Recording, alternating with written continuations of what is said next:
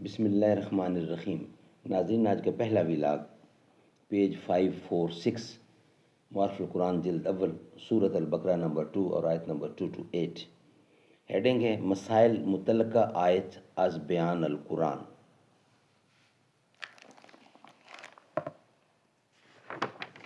مفتی اعظم پاکستان حضرت مولانا مفتی محمد شفیع صاحب عثمانی رحمۃ اللہ علیہ، جو کہ رائٹر ہیں اس کتاب کا نام ہے معارف القرآن جلد اول، سورۃ الفاتحہ سے لے کر سورۃ البقرہ پارہ اول تا پارہ تیسرا رکوع 8واں۔ بسم اللہ الرحمن الرحیم، الحمد للہ وکفی وسلام علی عبادہ الذین اصطفیٰ، قال النبی صلی اللہ علیہ وسلم خیرکم من تعلم القرآن وعلمہ۔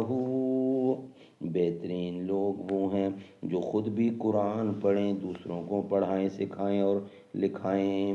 ڈھونڈتا پھرتا ہوں اے اقبال اپنے آپ کو، آپ ہی گویا مسافر، آپ ہی منزل ہوں۔ مجنون شہر چھوڑا تو صحرا بھی چھوڑ دے، مجنون شہر چھوڑا تو صحرا بھی چھوڑ دے، نظارے کی ہوس ہو تو لیلا بھی چھوڑ دے۔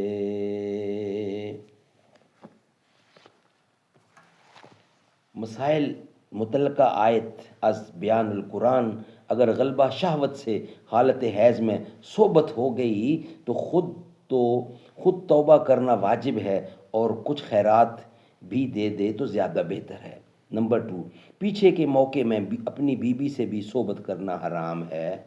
پیچھے کے موقع میں اپنی بیوی سے بھی صحبت کرنا حرام ہے۔ نمبر 3، لغو قسم کے 2 معنی ہیں۔ ایک تو یہ کہ کسی گزری ہوئی بات پر جھوٹی قسم بلا ارادہ نکل گئی، یا نکلی تو ارادے سے مگر اس کو اپنے گمان میں صحیح سمجھتا ہے، جیسے اپنے علم و گمان کے مطابق قسم کھا بیٹھا کہ زید آ گیا ہے اور واقعہ میں وہ نہ آیا تھا، یا آئندہ بات پر اس طرح قسم نکل گئی کہ کہنا چاہتا تھا کچھ اور، بے ارادہ منہ سے قسم نکل گئی، اس میں گناہ نہیں ہوتا، اور اس کو اسی واسطے لغو کہتے ہیں، جھوٹ۔ آخرت میں اس پر مواخذہ نہیں ہوگا، اور اس کے مقابلے میں جس پر مواخذہ ہونے کا ذکر فرمایا ہے یہ وہ قسم ہے جو قصداً جھوٹی سمجھ کر کھائی ہو، اس کو غموس کہتے ہیں، اس میں گناہ ہوتا ہے، مگر امام ابو حنیفہ کے نزدیک کفارہ نہیں آتا، اور لغو بالمعنی المذکور میں بدرجہ اولا کفارہ نہیں۔ اس آیت میں انہی دونوں کا بیان ہے جن میں کفارہ نہیں ہے۔ ناظرین، ویلاگ نمبر 1 ہمارا کمپلیٹ ہوا۔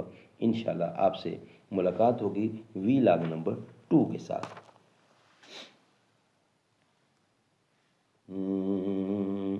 رب کی رحمت سے مایوس ہونا نہیں، دل میں ایمان کی شمع جلا کر رکھو، ورنہ کوئی اندھیرا نکل جائے گا، کہ اپنے اجدار کی سیکھ پڑھتے رہو، اپنے پرخوں کی تاریخ پڑھتے رہو، حکمرانوں کی سازش سمجھتے رہو، ظلم پڑھتے رہو، چیخ پڑھتے رہو، ملک میں تم برابر کے حقدار ہو، حکمرانوں کی سازش سمجھتے رہو، کوئی چیونٹی نہیں جو کچل جائے گا، مت ڈرانا،